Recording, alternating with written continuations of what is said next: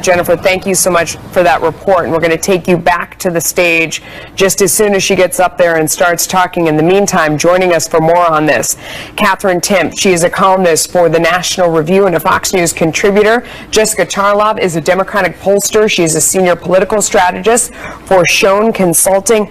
I said it before, if this were a movie, we wouldn't believe it because there are so many twists and turns. We're waiting for her to get up on the stage here. Jessica, what is your bet? Does she say anything about what just happened, or does she act like there's nothing going on? I would, no, she's going to act like there's nothing going on. And I don't really know what she could say right now. I mean, it's so early on. I mean, she could say, well, there's a bunch of bad news out there, but we should talk about how we're stronger together. I don't think that's going to play well. And that's her base there, right? I mean, this is not, they need to prep. They need to figure out something to say about this. And they need to get out there. I don't know if they have to have a press conference, sit down interview or something. But this is the drip, drip, drip. This has been there from the beginning. More than a drip, drip, drip with this. This is like a flood. Pretty serious. Yeah. No. I mean, we've been talking about it. This is like worst day ever. Yeah. Kat, I mean, is it worst day ever for the Democrats? I mean, the Republicans went through what was their worst day ever a couple Fridays ago. Now, is it the Democrats' turn on a Friday? Yeah, absolutely. Especially because they've been saying, it's been investigated. She didn't do anything. Stop talking about it, Republicans. Stop talking about it. You guys are ridiculous.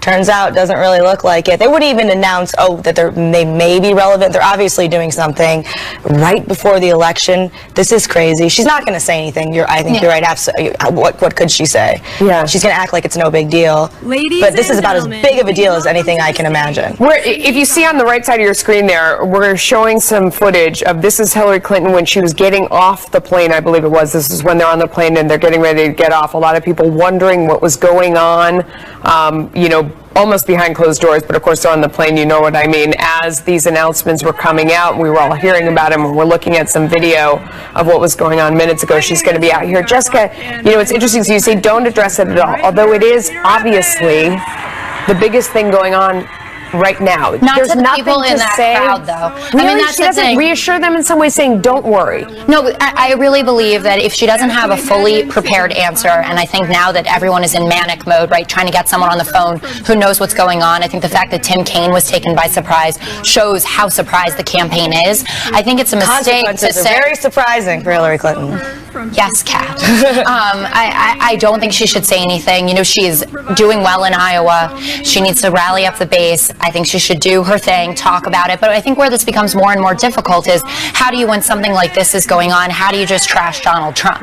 Right? I mean, he hasn't done anything bad in a few days. So, she's looking like the bad kid in the corner. So, and we just want to tell our audience who's watching here, we think that Hillary Clinton is going to be the next one up to the mic. So as soon as she comes up, of course, we're going to quiet down and let you listen into that. But in the meantime, Kat, so let's realistically think this through. Here we are, we're 10, 11 days out.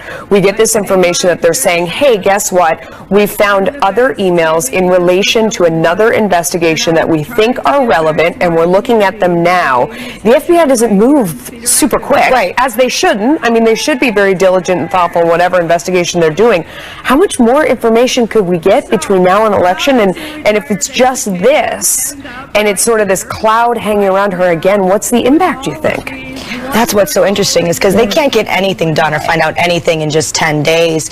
And in terms of there being suspicions, the people that everybody already knew that. Everybody's already had suspicions about Hillary Clinton. So I don't know that it's going to make that much of a difference. But if she does get convicted of something and she's already president, how does that work? Like, can you pardon yourself? Like, I believe this whole thing is President just so Obama could this is just her so ridiculous. Well, I do think that you're right, though. I was just looking back at the numbers, her favorability numbers and her honesty and trustworthy numbers. And the latest Fox News poll, it's only 30% of Americans who trust her, 34% trust Trump. You can't get much worse than that. And I do think that this is baked so you're saying people already thought she did something wrong, so more evidence of that has to come on. Right, over the summer, 92% of Americans said they thought she'd done something wrong, and 56% thought that James Comey should have moved forward. So you think it doesn't make that? I don't know. I think it's a huge think it's a big deal. I just we're going to talk about it some more. We believe she's next up to the mic, so we're going to squeeze in a quick break here, and we'll be right back with that. Don't go anywhere, boy. Would be working as a force right here in Cedar Rapids.